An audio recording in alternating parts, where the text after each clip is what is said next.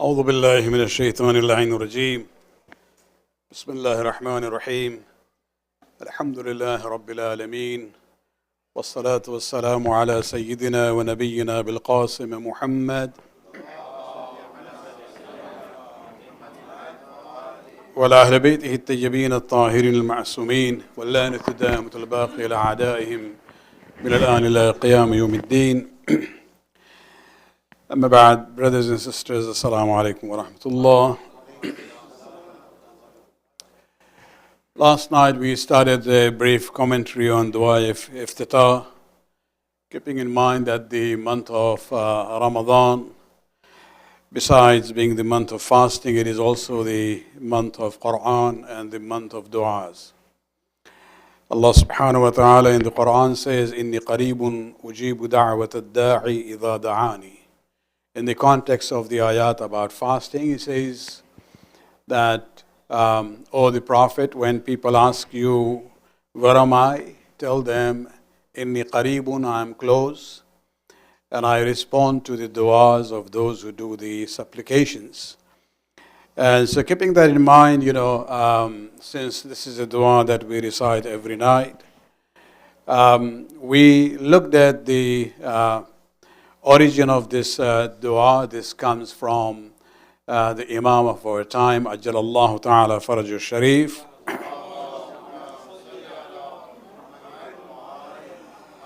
And as I had mentioned, that we divided this dua into 7 parts.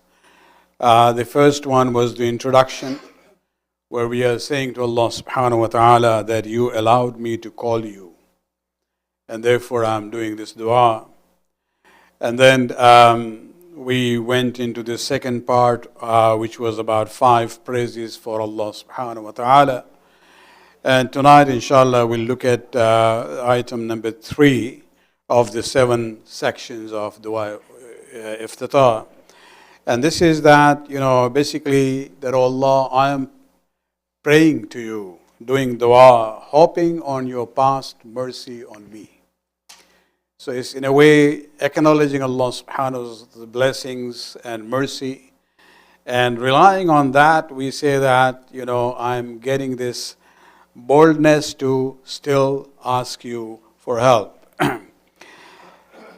So this is what we'll discuss tonight, inshallah, and then we'll continue with that on Thursday night. So we reached to this point where, praying with assurance of your past mercy. اللهم إني أسألك قليلا من كثير ما حاجة بي إليه عظيمة وغناك عنه قديم وهو عندي كثير وهو عليك سهل يسير. والله, I ask you a little from much, although I am in a great need of it, and while you have been eternally free from its need, but it is, for me it is lot, while it is very easy and simple for you to give it to me. And so basically what we are saying to Allah subhanahu wa ta'ala, you have this treasure which never decreases or ends. What I want is something which is very qaleel, nothing. And so that's where, again, looking at the generosity of Allah subhanahu wa ta'ala. And then this is where we go back to his the way he deals with us. Allahumma inna afuka an dhanbi wa tajawuzuka an khatiyati wa safhaka an dhulmi wa sitraka an qabili amali wa hilmaka an kathir jurmi indama kana min khata'i wa amadi. This is the preamble. We are not yet come to the conclusion. That, O Allah, indeed, you're forgiving my sins, you're overlooking my mistakes, you're pardoning my wrongdoings, you're covering up my evil deeds, and your tolerance or tolerating my many faults, whether it was done intentionally or unintentionally. All this goodness that I see in you, forgiveness, overlooking, pardoning, covering up, tolerating me, this all has basically ata'amani. It has encouraged me, في أن أسألك ما لا أستوجبه منك. It has encouraged me to ask from you what I do not deserve from you. I'm not worthy of it, but looking at all what you have done to me in the past, I feel encouraged to ask for more. Since you are the one, الذي رزقتني من رحمتك, you are the one who has provided for me out of your mercy. وعريتني من قدرتك, and you have shown me your power. وعرفتني من إجابتك, and you have shown me your own presence by your response to my du'as. And so we see that, we go back to what He has done to us in the past, and based on that, we are saying that Allah, your past mercy and goodness to me has encouraged me to ask for more, although I don't deserve it. فصرت عدوك آمنا وأسألك مستأنسا لا خائفا ولا وجلا. And so I continue praying to you with hope and ask you with familiarity, neither afraid nor scared, but with confidence in you for what I intend to present to you. So we do the du'as and we pray. But sometimes the prayers are not answered, or at least not right away. And so then we say here, we confess, فَإِنْ أَبْتَعَ عَنِّي عَطَبْتُ بِجَهْلِي عَلَيْكَ. Of course, if there was a delay in your response, I, out of my ignorance, would blame you. Although we already said He had done so much good to us, and now we are asking, and now there is a delay, then I say, where are you? At that time, we basically we blame you. But we here are, acknowledging that this is out of our ignorance, because sometimes things are delayed. وَلَعَلَّ وَالَّذِي أَبْطَعَ عَنِّي هُوَ خَيْرٌ لِي. Because even though the delay was best for me. Why? لِعِلْمِكَ بِعَاقِبَةِ الْأُمُورِ. Because you know the outcome of all the affairs. So sometimes I might be asking for something, but the end result is not really going to be good for me. And so He might, delay it or postpone it.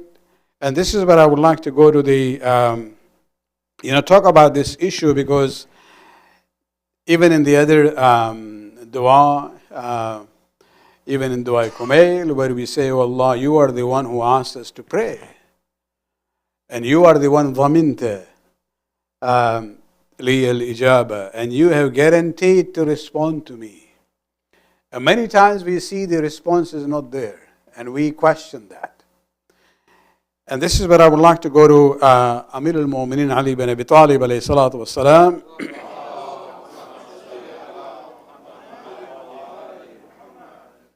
But before, one more passage here. فَلَمْ أَرَ مَوْلًا كَرِيمًا عَصْبَرُ عَلَى عَبْدٍ لَئِيمٍ مِنْكَ عَلَيَّ يَا رَبِّي إِنَّكَ تَدْعُونِي فَأُوَلِّ عَنْكَ وتتحبب إليك وأتبغض إليك وتتودد إلي فلا أقبل منك كأن لي التطول عليك فلم يمنعك ذلك من الرحمة لي والإحسان إلي والتفضل علي بجودك وكرمك. So I confess, even after saying that, when it's delayed, I blame you.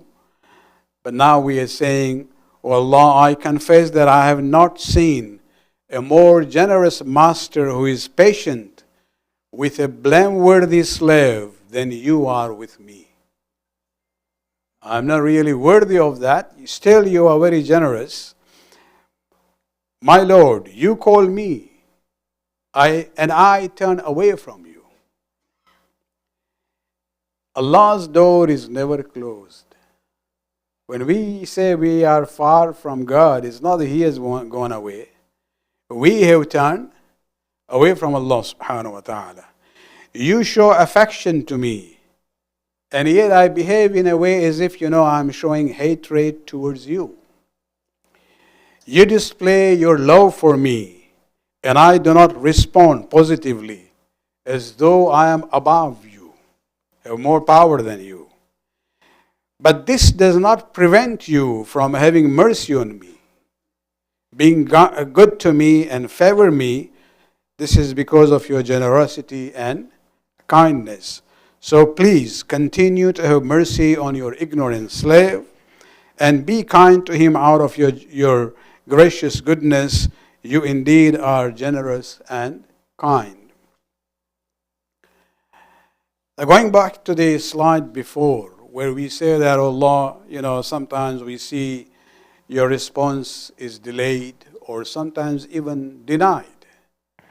Amir al-Mu'mineen basically in letter number 31 of Nahj al-Balagha, which he wrote to his son. Now, some of the commentators say it was written addressing Imam Hassan al-Mujtaba alayhi salam, but looking at the content, it's more talking to Muhammad Hanafiya, the other son of the Imam. And in there, Amir al-Mu'mineen says that, know that the one who holds the treasures of the heavens and the earth has allowed you to pray and call him. And he has guaranteed you the response. And he has commanded you to ask him so that he may grant you, and to seek his mercy so that he may have mercy on you. Then he placed the keys of his treasures in your hands. And what is that? That is dua. Dua is the key to the treasures of Allah subhanahu wa ta'ala. So whenever you wish, you can open the doors of his blessing through dua. Then Amir al-Mu'mineen goes to this issue, delay in the response to the du'as. He says, delay in acceptance of the dua should not disappoint you, because the granting of prayer is according to the worth of your intention. He explains that there are three kinds of responses which comes. So basically Allah responds to every dua. And you might be surprised. Look at the way Amir al-Mu'mineen explains. He says, number one, sometimes acceptance of dua is delayed for you, with a view it's being a source of great reward to the supplicant of a better gift to the hopeful one. And this is where, especially when you plead to Allah alone, with total sincerity, in a good voice, Allah says, I like voice. I would like to hear him more. And so maybe the answer will not come right away, because Allah wants to hear you more. It doesn't mean next time just be very stern with talking to Allah. You'll get a similar response. But the whole idea is that Allah subhanahu wa ta'ala says sometimes it is delayed. But remember that there is a greater reward to the supplicant, and a better gift might be there in place. Number two, sometimes you ask for a thing, but it is not given to you. Rather, a better thing is given to you now or later. It means Allah will, replace it with something better. And that could be either in this dunya, or it could be later in life or in the akhirah. And the most important one, why sometimes the du'as are not accepted, he says, or a thing is diverted away from you for something that is better for you. You're asking for something, but Allah says no. Because something you ask, sometimes you ask for a thing that will ruin your religion if it is given to you. So sometimes, we ask for things where we do not realize that this might be good for our dunya, but it will not be good for our deen and akhirah. And this is, something we have to always keep in mind, that he is the one, he is alimun bi aqibat al-umur. He knows the outcome of all the issues. And in that context, especially the number 3 one, let me give you a real example from the life of the Prophet.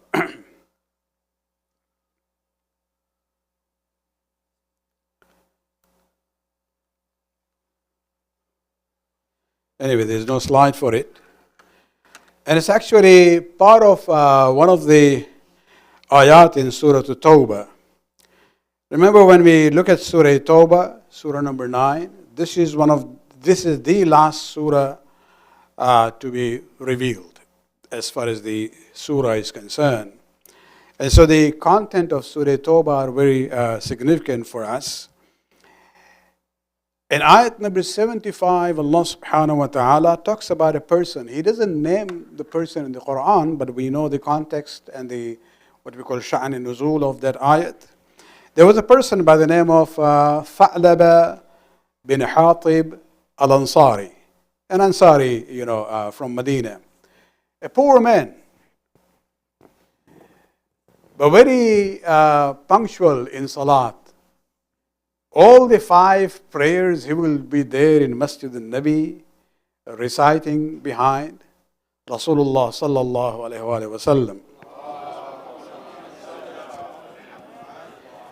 But he was a poor man. He came to Prophet more than once. Apparently he had done dua to have some, increase in his sustenance. Nothing happened. So now he is seeking the wasila. Those who don't believe in the wasila, this is the example. So then he came to Rasulullah and says, Rasulullah, I would like you to pray for me, that Allah subhanahu wa ta'ala may give me the rizq. And the Prophet basically, initially, the Prophet said, O Tha'laba, aren't you happy and content with what you have? Why don't you live like me? And so he would go away. He would come again. Again, Rasulullah will say, I have the power. If I wanted, this mountain to change into silver or gold, it will change. Yet I live a very simple life. But this person was very insistent. Rasulullah once even refusing to pray for him, he says, what you have now, this is good for you. Don't ask for something that you cannot handle. لا تطيقوا. تطيقوا from taqa. You don't have the ability to handle it. And this is where, and it could mean 2 things. It could mean that sometimes you might be blessed in such a way that you will even forget who gave you. And you will be ungrateful. No, not doing shukr is not being able to handle what you have. And another is actually to just, not fulfill the demands of having the wealth that Allah has given to you. And he said, no, he came again and said, I promise. And Allah talks about that promise in this ayat. He says, this is my ahad, ya Rasulullah. If Allah blesses me, number 1, I will fulfill his dues, whatever is to be paid. Number 2, whatever are the religious dues. And I will even do silatul rahim, help my relatives. So Rasulullah prayed. And when Rasulullah prayed with his wasila, Allah subhanahu wa ta'ala accepted it. Now, this fellow just had 1 or 2 sheep as his source of income. Maybe the wool or the milk or whatever. But very soon, he started to multiply his herd. And he had so many sheep now that it became difficult for him to manage in his own house or the courtyard. So he had to buy another property far away from Masjid al-Nabi. We say, Maulana, kya kare, business hai. We say, oh, I have to take care of my family. If you ask, I haven't seen you in the masjid for a long time. So this person who was there for all 5 prayers behind Rasulullah, now that he moved a little bit further away and busy with his newfound wealth, he would only show up for Zuhr and Asr. So Fajr and Maghrib and Isha, he was doing it, but he was doing it at his place. His herd even increased even more than that. Couldn't handle even in the new property that he had. Eventually he moved in the suburb outside the town and a bigger place. And then he would only show up for Jummah. So even the Zohrain was gone. So only once a week and Jummah is there. And then his business even increased more. And even Jummah, probably he calculated, I'm not that in the range where it's wajib on me anyway. So he stopped going for Jummah either. And then towards the end of the Prophet's life in Medina, the ayat came down about wajib zakat. And according to our fiqh, of course, Rasulullah, we are following his sunnah. One of the items of zakat is if you are a farmer. You have, farming or husbandry, you have animals. And so Rasulullah had assigned some people who were actually, Quran uses the term al-amilina alayh, who are basically who work for zakat collection. In our times, they are employees of CRA. So their task is to go and gather the zakat, and their salary also, according to this Surah Tawbah actually, which talks about the recipients of zakat and sadaqah. One of them would be those who are handling these issues. So one of the fellows went to him. He said, you have so many, mashallah, sheep. There is a nisab there. For zakat, if you have, there is a minimum number. And then it goes up and up and up. So you have to pay zakat on this. He turns around and he says, what are you talking about? I'm not a kafir. I'm not a Ahl Kitab. And this demand of new tax, this is ukhtul jizya. He uses the term. Zakat now he is describing a sister of jizya. Jizya is the tax taken from Ahl Kitab under the Muslim rule. So now he is saying zakat is sister of jizya. And so he refused. And he basically this fellow, this officer came back to Rasulullah and he says, Tha'laba is refusing to give zakat. And Rasulullah did bad dua to him. Because he had promised to Rasulullah that I will fulfill my duties. Look at the ayat number 75 from Surah Tawbah. وَمِنْهُمْ مَنْ عَاهَدَ اللَّهَ لَإِنْ آتَانَ مِنْ فَضْلِهِ. And among them are some, like Tha'laba bin Hatib, who made a covenant, promise with Allah, that if He gives us provision out of His grace, we will certainly give alms, charity, and be of the righteous people. وَنَصَدَّقْنَا وَنَكُونَ مِنَ الصَّالِحِينَ. We will give sadaqah. Sadaqah and zakat are in a way interchangeable here.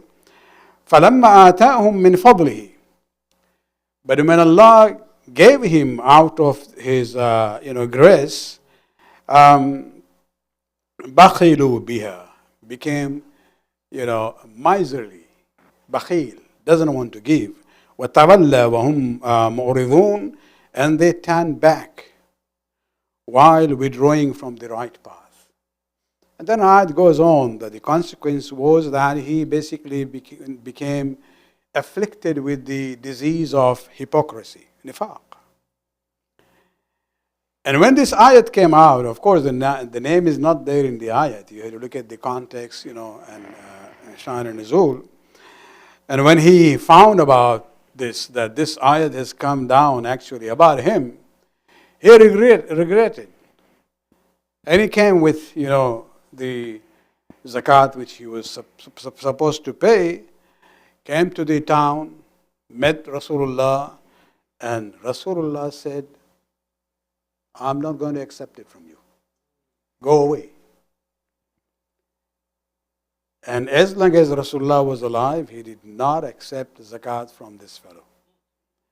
And so the point is that, the last statement that Amir al-Mu'minin has there, that sometimes a thing is diverted away from you for something that is better for you, because sometimes you ask for a thing that will ruin your religion if it is given to you.